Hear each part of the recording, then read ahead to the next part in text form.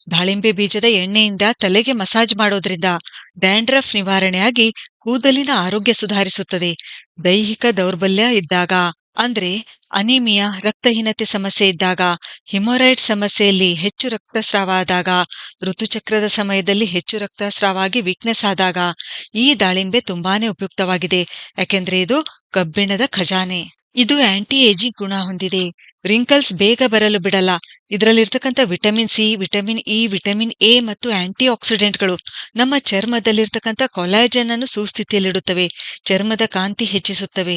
ದಾಳಿಂಬೆ ಇದು ತ್ರಿದೋಷನಾಶಕ, ಅಂದ್ರೆ ದೇಹದಲ್ಲಿ ಎಲ್ಲಾ ಸಮಸ್ಯೆಗಳ ನಿವಾರಣೆಗೆ ಇದು ತುಂಬಾನೇ ಒಳ್ಳೆಯದು. ದಾಳಿಂಬೆಯ ಸಿಪ್ಪೆ ಕೂಡ ಬಹಳಷ್ಟು ಔಷಧೀಯ ಗುಣಗಳನ್ನು ಹೊಂದಿದೆ. ಈ ಸಿಪ್ಪೆಯನ್ನು ನಾವು ನೀರಿನಲ್ಲಿ ಕುದಿಸಿ ಶೋಧಿಸಿ ಕುಡಿಯುತ್ತಾ ಬಂದ್ರೆ ಆಸ್ಟಿಯೋಪೋರೋಸಿಸ್ ಸಮಸ್ಯೆಯಲ್ಲಿ ಪರಿಹಾರ ಸಿಗುತ್ತೆ. ಇದರ ಸಿಪ್ಪೆ ಒಣಗಿಸಿ ಪುಡಿ ಮಾಡಿ ಇಟ್ಕೊಳ್ಬೇಕು. ಈ ಪುಡಿ ನಾವು ಬೆಳಗ್ಗೆ ಮತ್ತು ಸಾಯಂಕಾಲ